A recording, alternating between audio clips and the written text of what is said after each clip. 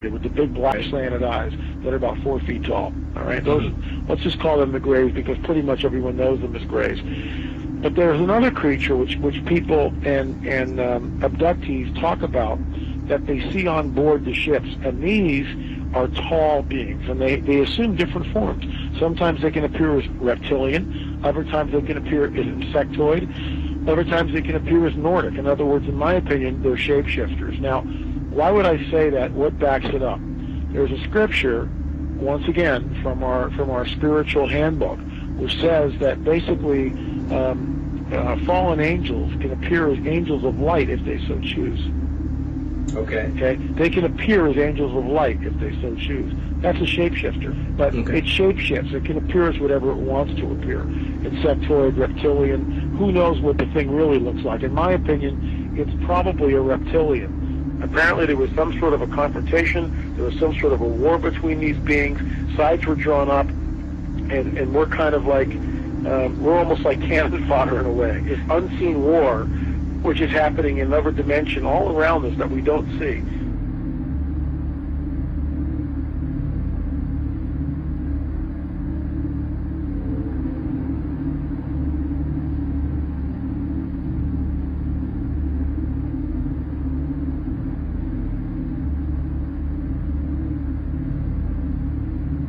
So my point is this: what if the Greys are nothing more than some sort of a biological suit that enables the demons, let's say, to interface in this dimension? That's what I think the Greys are.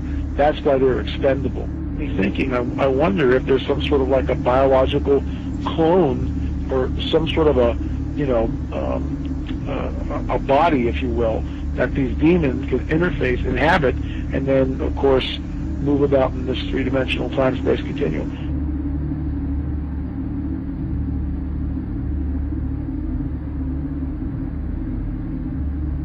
When you go back and you read the Book of Enoch, which, by the way, is found on the Dead Sea Scrolls, it amplifies the mischief that these fallen angels got into in and around the time of Genesis 6, which is why it was a global flood, because the Nephilim were on the earth, and these guys were all over the earth, and some of these skeletons that have been unearthed, specifically in Turkey, were over 30 feet tall. As we pushed west in Ohio and different places, they found mounds, and they would do primitive archaeological digs.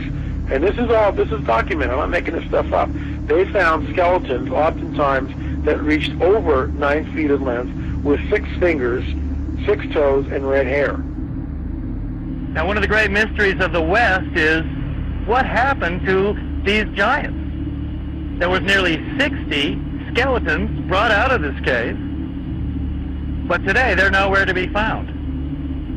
Is it that there is some kind of archaeological cover-up that has occurred here?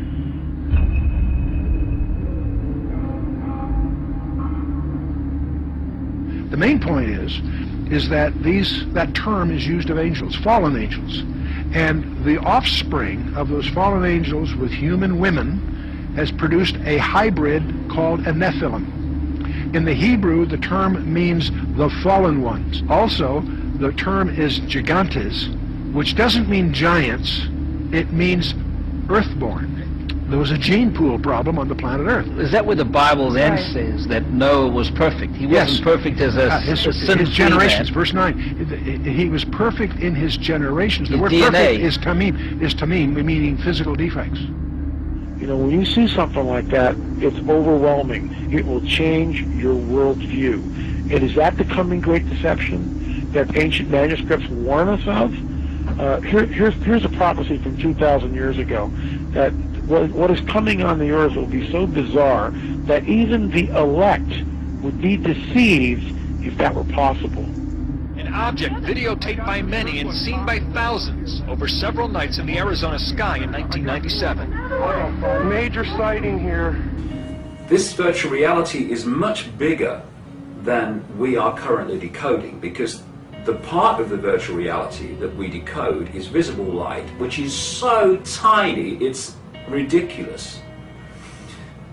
There is vast areas, like 95 and more% of this universe, this virtual reality universe, that they call dark matter, dark energy, and various other names that are not dark at all. If you went into those realms of reality, it wouldn't be pitch black. They only call it dark because it's outside of what we call visible light. If we were in those areas of dark energy, we'd still be able to see it. It would be a reality because we'd be decoding it into that reality. And we once, I'm absolutely convinced as I've looked at this, we once before an intervention, which is behind this control system, used to decode a much greater frequency range of this virtual reality universe. We used to be able to do that. Oh yeah.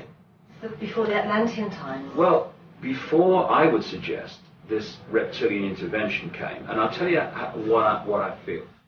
You know, in China, they can't access vast amounts of the internet because it's firewalled off by the authorities, right? Yeah.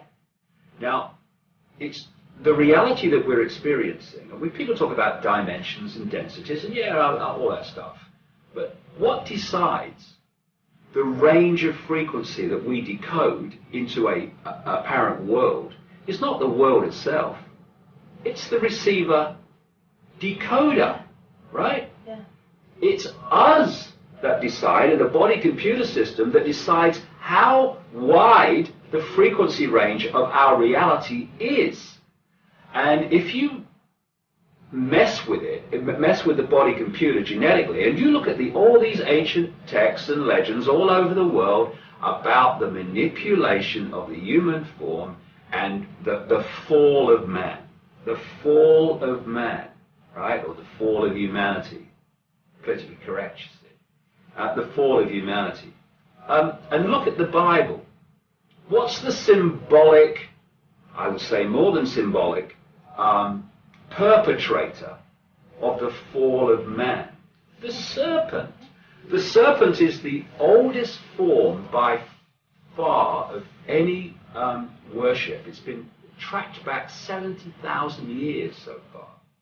And you look at books that have researched serpent worship around the world, and they say the same. It is not only the oldest form of religious worship, it is the most prevalent, all-universal form of worship all over the world, if you go far enough back. And these reptilian entities that I would strongly suggest, are behind this whole control system, were perceived by the ancients as gods because they had abilities to do things that they couldn't do, and so they became the center of worship. And what I suggest, and I'm writing a new book at the moment, which is, if people think what I've written so far is like far out and are crazy, well, they should read this bugger. I'm not talking about the content at the moment because there's a few dots I want to bring it all out as one unit. But I've realized how they've done this very clearly. What they've done is hacked in to the virtual reality universe, which includes all the dark matter and dark energy and all of the universe. And they have isolated us into a tiny fraction of that virtual reality universe. In even more than symbolic terms, the very theme of it is exactly the same as firewalling off the internet in China. So the internet that we can access, the Chinese computers cannot access. Well, they've done that to humanity.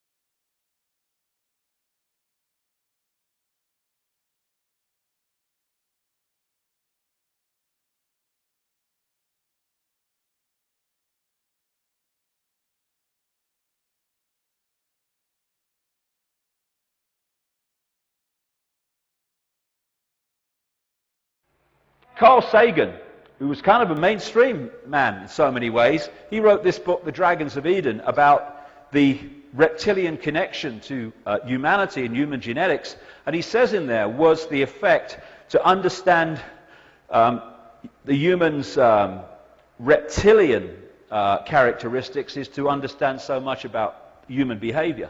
Quite right. It's in the DNA, the hard drive, which has been put in there. Now, one of the hardest things that people have to understand, and I completely appreciate it, is this idea of shape-shifting. Now, it's an ancient thing in terms of accounts all over the world, not just shape-shifting between human and reptilian, but shape-shifting between human and many different forms, animal forms, etc. And people perceive it, because we're so locked into this reality is real, as like a physical, solid human body transforming into a solid reptilian body and then back again. Because I've spoken to people all over the world, in vast numbers now, who have seen this phenomenon of seeing someone, a human, suddenly transform into a reptilian figure and then come back again.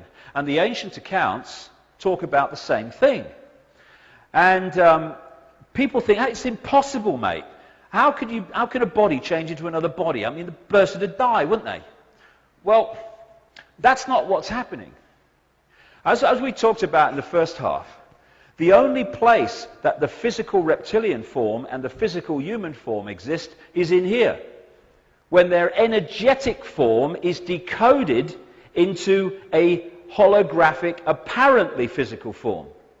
So when something's shape-shifting, it shifts in the decoding mechanism by which we decode different energy fields. It's literally like changing a television channel.